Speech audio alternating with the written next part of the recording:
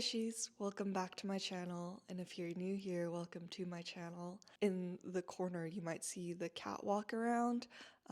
That's my partner's family cat, so if he comes on the camera, just say hi to him, I guess, because I have no control over this Maine Coon.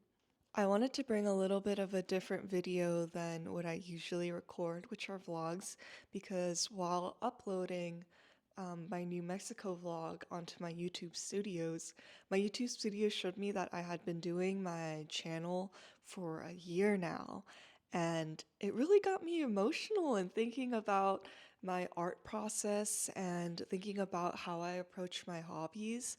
And I kind of wanted to share maybe the behind the scenes of why I run this YouTube channel, why I love video and editing so much, and share that with you guys.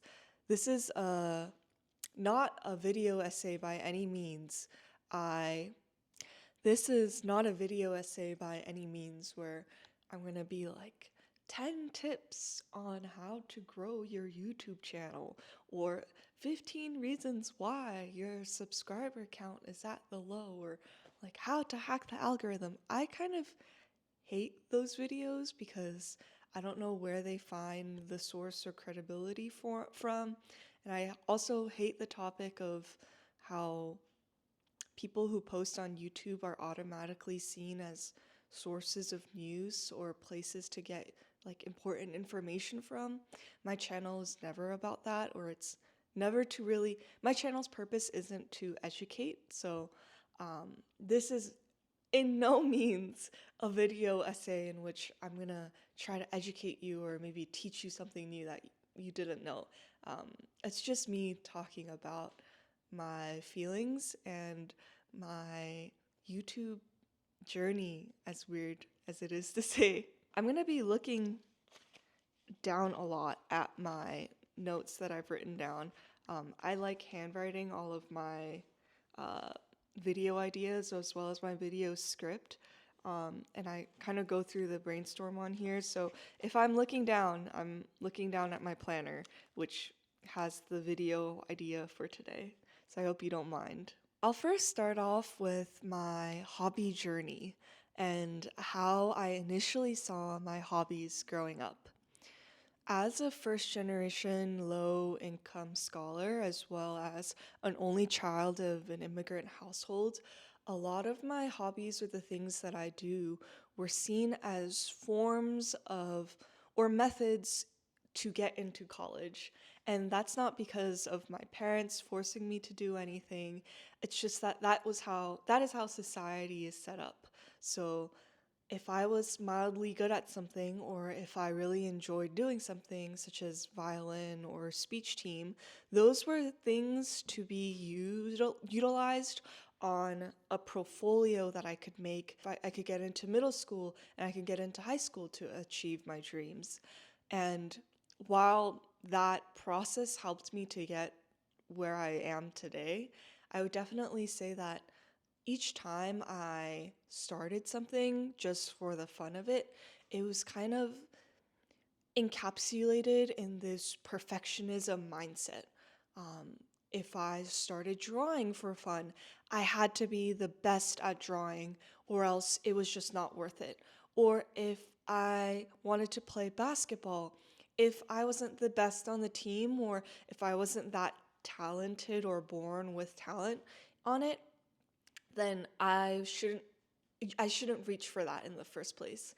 And as I grew up, as I got into college, and there isn't like the necessity to weaponize my hobbies anymore, I found myself excluding myself or making myself fit inside this bubble where I wasn't allowed to do things because I wasn't good at it. In college, I never took part in club sports. At the college that I attended, everyone did a lot of like club sports. That was because we didn't have sororities or fraternities. That was the method in which people got involved with the community. It was through club sports, or you did a cappella. I mildly had an interest in club sports. I found myself not allowing myself to go and try out these sports because I had boxed myself into this idea of I'm not good at sports. I don't know how to handle the ball. I'm very clumsy and uncoordinated. Therefore, I'm not allowed to do those things because I'm not good enough. And I graduated college without doing any club sport. When I graduated college, I really wanted to go to grad school, but my grad school application was denied, and the world had different plans for me. And I got a 9 to 5 job working as a legal assistant in Washington, D.C., which was completely different from the route that I wanted to take in college and the route that I wanted to take now. And going to work every day doing a job that I didn't particularly enjoy or like, I realized that I needed a hobby to keep myself busy. So I started doing things and putting myself in situations where I wouldn't necessarily be the best at it, and I would probably never be the best at it, but I did it because I just had fun. As stupid as it sounds, for me, I had to relearn how to have fun and chill the fuck out with the things that I enjoyed and the things that I enjoyed doing. For example, I signed myself up for CrossFit. I am, you know, not very muscular and I may not be the strongest in the room, but I forced myself to go to CrossFit every single day after work because I enjoyed it. Forcing myself to go just because I enjoyed it and because it was good for me and not because I was perfect or the best at it allowed me to think about other hobbies that I wanted to do just because it was fun. Um, and it didn't take me a while to think about wanting a camera, wanting the supplies to create YouTube videos. I grew up watching YouTube videos because we didn't have cable television. And the moment I got my own laptop in high school, um, which was gifted to me by the high school that I attended, YouTube was the free thing. Like you don't need a subscription, you don't need a paid account to watch the videos on it. So I grew up watching some of my favorite channels, which I made a list here.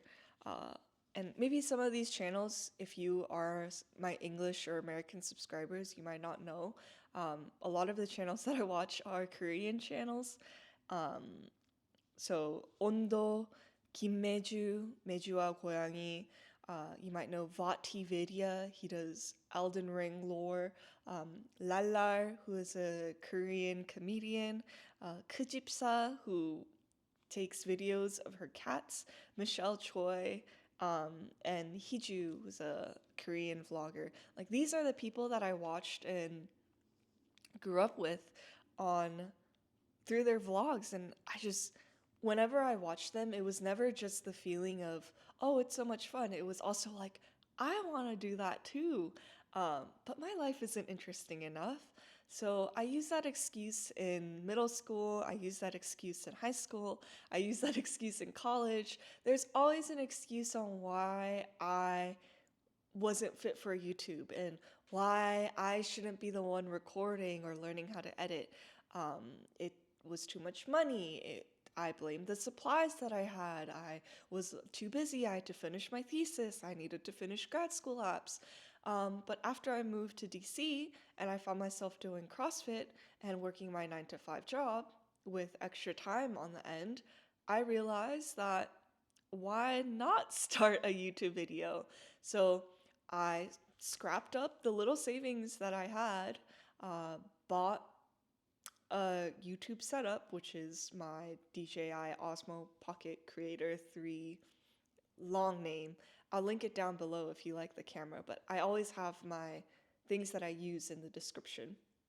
I bought the Final Pro app and I made my first video, and it was absolutely shit. If I go back and look back at it, it's a video vlog about me going to New York and experiencing New York after staying in DC for a while. It's not that good of a video, but the process of creating it and the just me recording it was so much fun. I don't I haven't felt the same way that I felt about an art process since I started writing, which was in high school. And something just lit a spark in me. And I knew that even if the things that I created wasn't necessarily like the YouTube videos that I look up to and that I watch every day, I just knew that regardless of whether it's shitty or not, I really wanted to create in this art form, learn how to edit, learn how to get shots, learn how to color grade, and think of content ideas. And that that inspiration just like was overwhelming, and it overtook the feelings of imperfection and feeling like I'm never gonna be enough because I would never be like the people that I look up to. I continue to create, and I guess I wasn't even keeping track of how long I'd been creating, but now it's been 365 days since I started this channel. I learned a lot in the year that I was creating YouTube videos. I have a list of things that I'll share with you guys. Um, and some of these things I've already kind of preluded to, or some of these things might even be obvious to you, but these were things that I had to learn in my YouTube process. The first is that practice can be an enjoyable process. When I was um, when I was younger, I played violin very intensively. Violin felt like my passion, my drive. Um, and in elementary and middle school, every summer break, I was in the violin practice room in the studio that I was with. And from 9 a.m. to 9 p.m., I was just practicing violin. And I have to emphasize that this isn't my parents forcing me. This was out of my own volition. I thought violin was my passion. That was the way to go. So I was just in the practice room, practicing, practicing, practicing, practicing. And I began to dread picking up the violin. My teacher was a very strict, traditional Korean teacher. She would yell at me if I didn't play the notes right. She would put me down and call me names and such. And I found myself dreading the days that I would have to go in and practice to make the craft. It's not that I disliked playing the violin. It's not like that I disliked being on stage and playing that final piece in a competition. Actually, those were the parts that I enjoyed the most. It was the process that I hated so much. I I always dreaded the process to get to that end product of being on stage and sharing music with people, because that process was intertwined with abuse, intertwined with self hatred. It was never enough. And it felt like I would uh, never reach certain people that were just born with musicality or born with um, innate talent. I basically abused myself as well as received abuse while practicing, and it just made me hate violin as a whole. And I put down violin. When I started my YouTube video, I found myself during the editing process being mean to myself. Um, Final Cut Pro and editing is a total different app and a new language you have to learn. There's things that on there that I still don't know the meaning of, and there's tools and functions that you have to learn from scratch. And if you've never touched editing, editing software, it's something completely new. It's like learning Japanese, like going on the computer and trying to understand it. it can be a difficult process and it's definitely a learning curve. So when I opened that editing app and I found myself editing like the first 3 videos, when I found myself getting tripped up or exporting videos in the wrong size or making things look a little bit too orange because of the color grading options that I used, I would look at my videos and call myself trash. And I realized that I had internalized the things that my teacher had told me while on this practicing journey, and I was applying it to other aspects of my life. When I had quit violin years and years ago, I found myself being very mean to myself, and I had to quickly catch that and remind myself that this was a hobby that I started to stretch my creative muscles and try something new. And I had to unlearn the process of being mean to myself when I was learning or practicing something. The second thing that I learned that I found very important was not forcing the creative process. Um, YouTube has an algorithm. They want you to be posting a certain amount of videos every week, a certain amount of shorts every week. And if you don't follow that algorithm, or if you don't follow that twice a week post, 1 shorts on this day, you get kind of put to the back burner or the corner of YouTube which channels collect dust on. And I found myself playing into that numbers game where I was like, crap, I don't have anything that I have in mind this week, but like, I need to post something on YouTube. I need to post something on my shorts. I need to post something on my Instagram, or else my subscriber count is going to go down and no one's going to watch my videos anymore. Then what's the point of posting on YouTube if no one's going to watch it?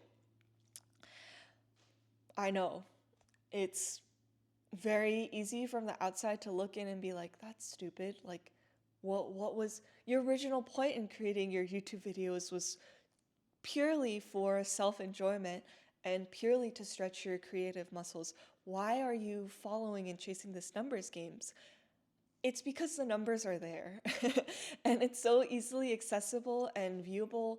And as someone who was chasing perfectionism in all of their art forms, the numbers felt like an easy way to measure how successful I was doing in my YouTube or my creative journey. And I realized that there was certain times where I was trying to force the creative process. So I would sit and like force myself to think of ideas when I didn't want to make a YouTube video that week. I realized that the more that I force myself, the more counterintuitive it is, the harder it is to get ideas, the harder it is to think of YouTube videos, and the more I didn't want to like pick up the camera. So I had to cut that at the bud. I stopped that immediately. Um, I now just post when I want to post and what I want to post, and naturally, there came more ideas. I found myself thinking of more things to do. Someone asked me recently, like, how do you stay motivated to do YouTube videos? I I am not motivated. It's because I want to do it. I never have to sit there and think like, oh, I have to make YouTube videos this week. Let's do this, like, and up myself to like energize myself to do something because it's just a passion. It's just what I want to do. And that creative flow naturally comes the more that you let go of it. This is something that I also apply to my writing.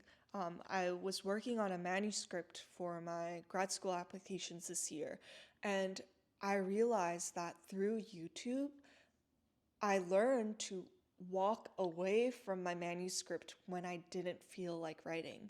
So, for example, I am stuck on this paragraph and how to format it. I don't know how I want the characters to speak to each other, but I don't necessarily want to write right now. And I'm like sitting there, like banging my head on the computer. I remind myself, oh, what I learned from YouTube is to walk away and maybe a new idea would come up. So I would physically walk away from the computer, do whatever it is I want to do, whether it be cleaning, whether it be playing games, whether it be cooking, do all the stuff I want to do first.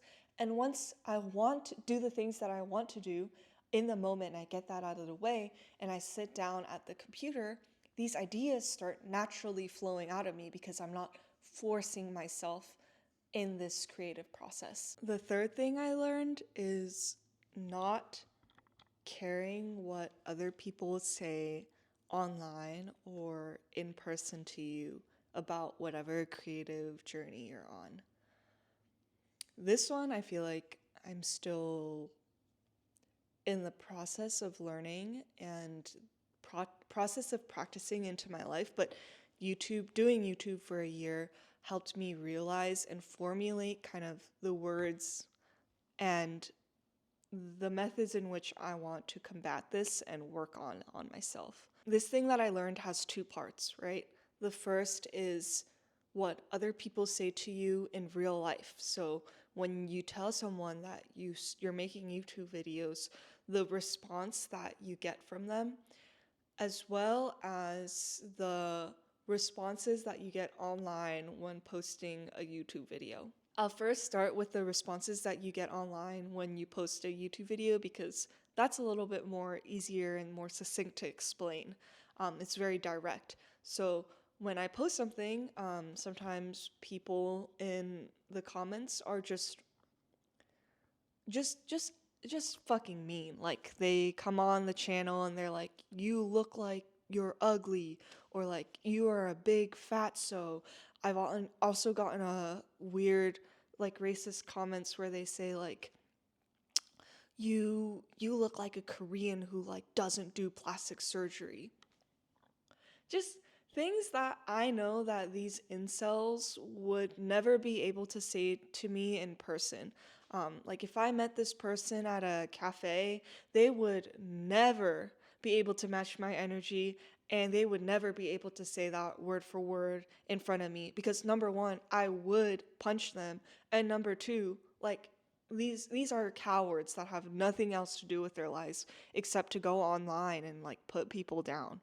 At first, those comments, as much as I'm a very strong person and I don't care about what other people say about me, like reading these comments back to back can really damage how you feel about yourself. And I realized how much impact hate comments have on people. I thought that I was a very mentally strong person who kind of didn't give a shit about what other people said, but I found myself getting upset or sad over these incels. And I quickly realized that I had to, if I wanted to continue posting on YouTube and sharing things publicly, there was inevitably going to be crazy people that come on my channel that comment things that have nothing to do with the video. And I would have to get over it in some way. Because if I let every individual comment like that affect me, then I just cannot be posting on a public platform because it just doesn't matter. And if they're unable to say that to me in person and unable to back it up with like a real profile, then why should I care? So that's one thing I very quickly learned after getting the first 3 hate comments. I would have to say I thank my partner for this because my partner sat me down and grounded me.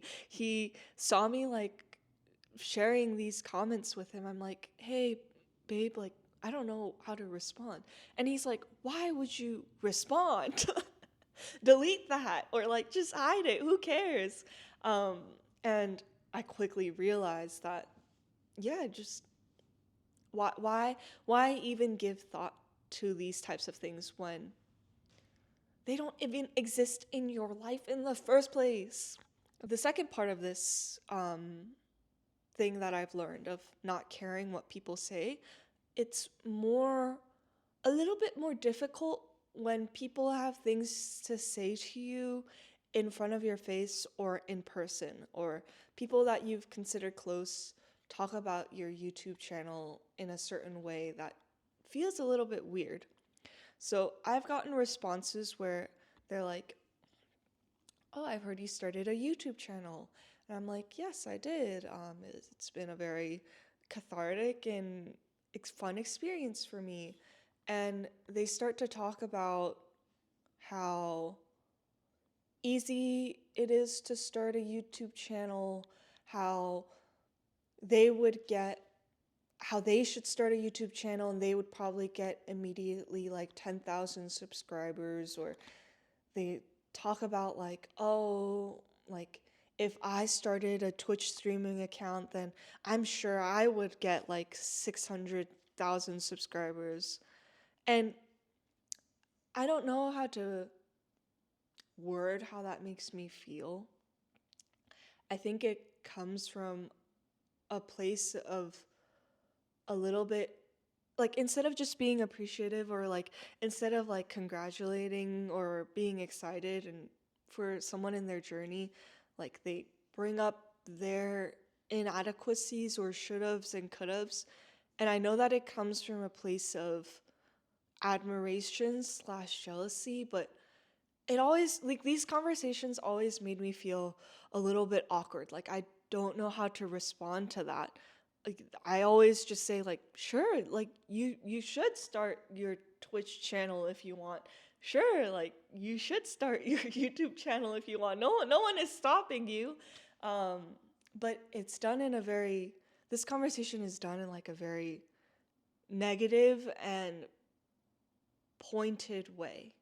Some of you guys have experienced something like this, maybe not with YouTube. If you start like a new hobby or like a new job and you talk about it with people, like people don't respond to you with happiness, they respond in this hidden meaning kind of way.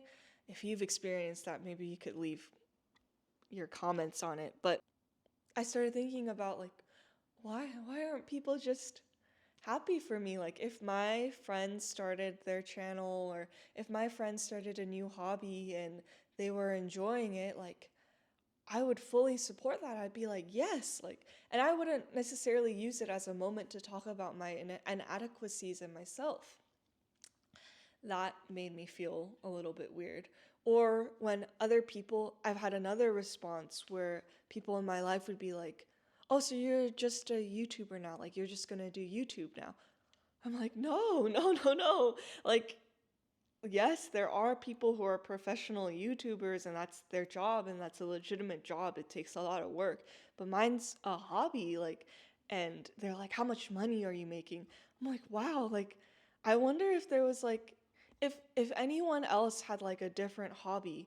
If someone was like, I started knitting, your first response wouldn't be to be like, how much money are you making off of that knitting? Like, are you selling scarves? Like, you best be starting a business on Etsy. Badoom. Like, it's weird on how people respond to like different hobbies, and that kind of got to me. I felt icky. I often I'm already a socially awkward person and neurodivergent, so when I'm in these conversations I don't necessarily know how to respond, except for like, yes, good, go do that hobby, go chase that dream. Or, no, I am not making any money off of YouTube. I don't really have a goal to make it to 1 million subscribers. Or, but that doesn't make my hobby any less legitimate. So I guess I'm learning how to respond to people in real life that know that I post videos, as well as learning to not care about the people that just leave just hate on um, an account which they have no connections with. The last thing that I want to end this video on is that I learned that art is something therapeutic, and the creation and the process of creating art often leads to you to reclaiming your roots and reclaiming the things that might have been out of your reach. For example, I am learning to create art for myself with this new form of art where I'm recording things, keeping track of things, putting it in the editing software. I'm like thinking of different lighting, different music choices.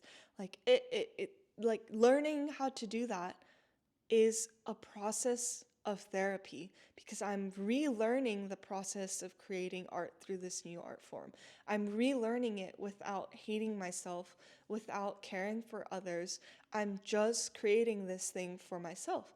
And then in this process of creating these YouTube videos, I found myself wanting to go back to maybe reaching for my violin. I find myself going back to wanting to go to dance classes again. I find myself wanting to work on my public speech again. I find myself like writing a lot more than I had before. I realize that art is therapeutic to me. And regardless of whether or not people enjoy what I create or whether or not people find what I create important, this process of having something just for myself and my fun is so relieving and cathartic to me. Like it's one of the first things in my life where I'm just doing because I want to do it and not because I care about an end result. I have no specific goals for this channel, and I might just, one day close this channel and without any warning and leave.